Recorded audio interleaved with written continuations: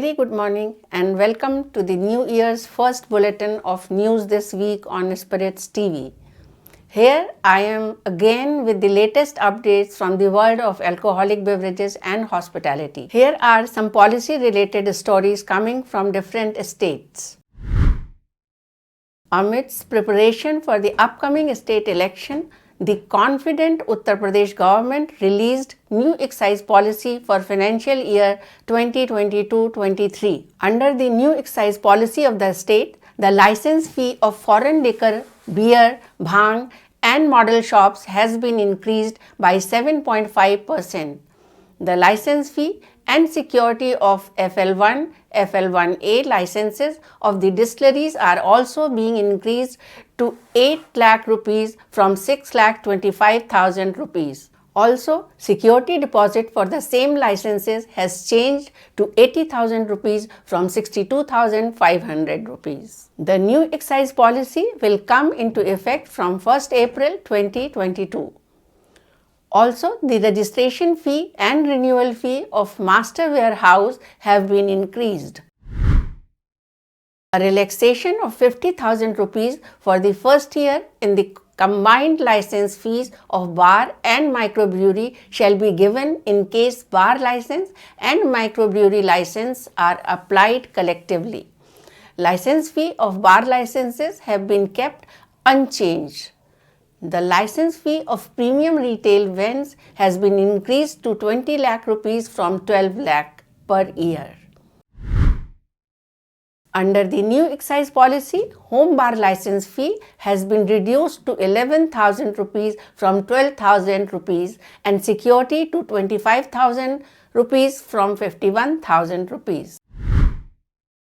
Andhra Pradesh government's recent move to bring down liquor prices in the state resulted in a 20% surge in the sales volume. However, there has been no increase in the revenue collection. The state government slashed the prices from 19 December, resulting in a 15 to 20% fall in the cost of liquor and 20 rupees on each beer bottle after rationalization of VAT, special margin rate and additional excise duty, as the cost of 180 ml liquor bottles came down by as much as 60 rupees.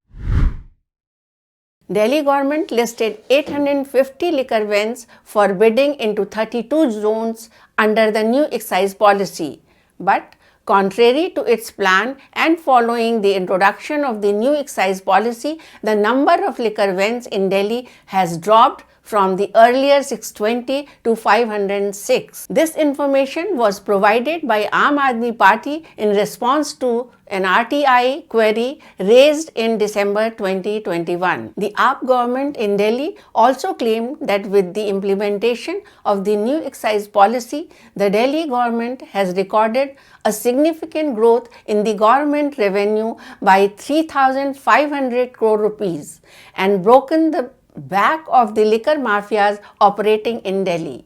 Now, let's move on to some new development in Alcobev sector from India and across the world. A recent joint study by Indian Council for Research on International Economic Relations and solicitor firm PLR Chambers brings hope for the Indian Alcobev sector as Indian alcoholic beverages consumers are becoming more quality conscious rather than staying price sensitive. New trend attributed to the growing urbanization and rising income levels in India. The data also demonstrates that by 2030, while 50% of the consumers would buy more of the same category of alcoholic beverages that they are consuming, 26% are expected to move to higher brands and 24% will spend on newer categories of alcohol. A wrong policy may push consumers towards lower quality products and illicit markets may cause health hazards and reduce revenues, it cautioned. According to the study, the country is one of the fastest growing markets for alcoholic beverages with an estimated market size of $52.5 billion. And it is expected to grow at a CAGR of 6.8% between 2020 and 2023. Face-off between ruling party and opposition on Delhi's new excise policy intensifies day by day. Recently, BJP workers staged a Chakka Jam protest against the new excise policy and blocked roads at different locations in the national capital, leading to traffic jams for hours on major roads. Reacting to the protest, Delhi Deputy Chief Minister Manish Sisodia said BJP leaders are rattled as the new excise policy aims to curb illegal liquor sale. Delhi BJP President Adesh Gupta said that liquor shops will not be allowed to operate near religious places, schools and residential areas, and protest will continue until the policy is rolled back. International Spirits and Wines Association of India urged the Delhi government to consider and implement home delivery of alcoholic beverages in the national capital against the growing concern of the Omicron variant of COVID-19. Neeta Kapoor, CEO of International Spirits and Wines Association, substantiated the significance of home delivery of alcoholic beverages by citing a 2020 post-COVID lockdown local circles survey that shows 52% of citizens of the 8,078 polled across the country wanting state administrations to implement a home delivery solution.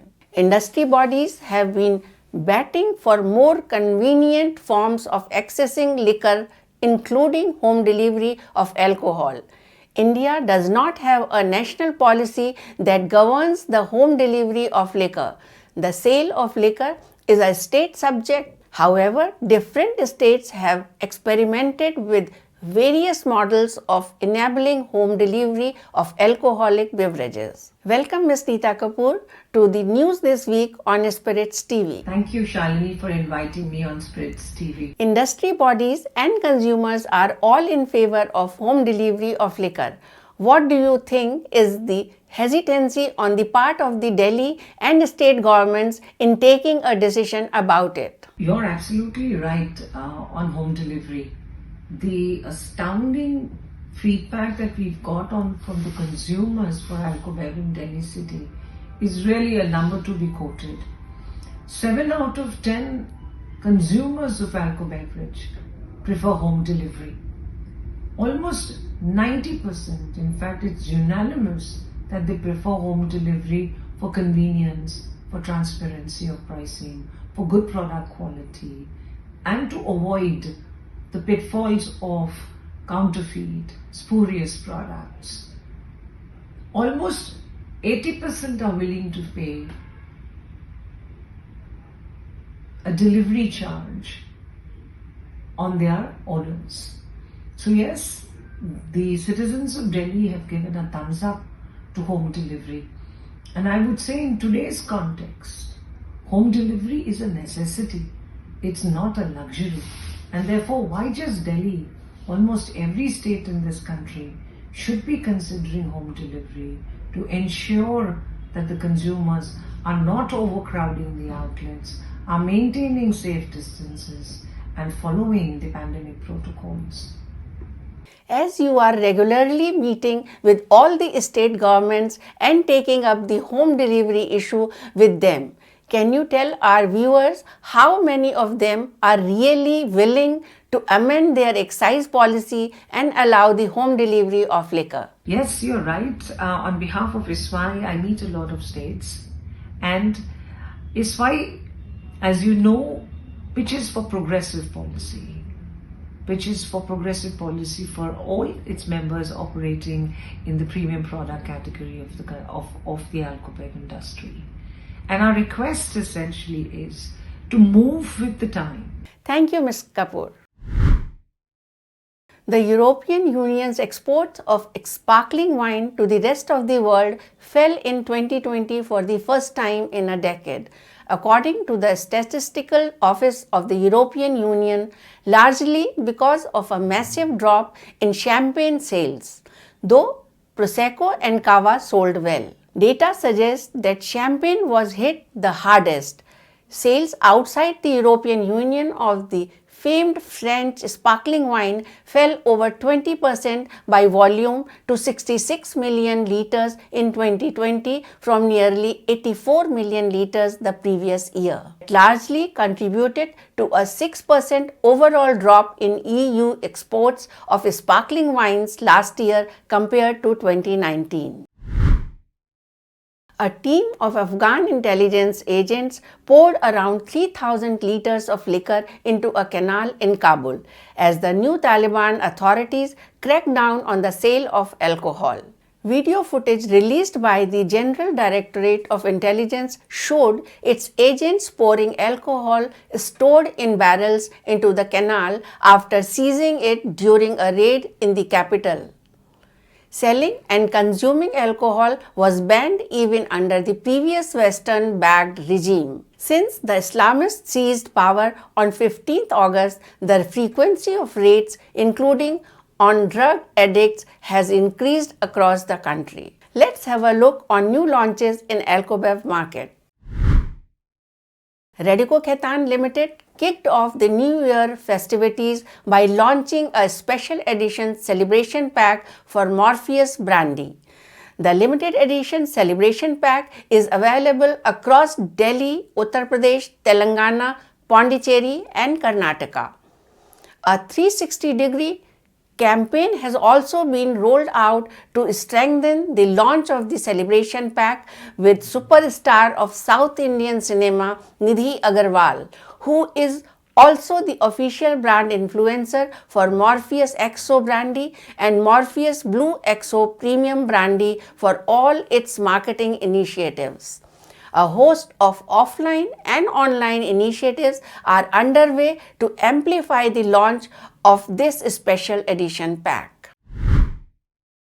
Doers released its Double Double 36-year-old in travel retail. The new release joins Doers Double Double range that has garnered numerous awards at global stage. Finished in a Madeira cask, Doers Double Double 36-year-old is a blended malt whiskey created using what is described as the special quadruple aging process pioneered by Doers master blender Stephen McLeod. New blend is available across locations in the Asia Pacific region with a price tag of £1,360. Before I wrap up this bulletin, I request all of you to be extremely careful in the light of the heavily spreading Omicron. Don't go out in any crowded place and try to stay at home until it's essential. Stay safe and return to watch our next bulletin on Friday. Till then, cheer with care and stay safe.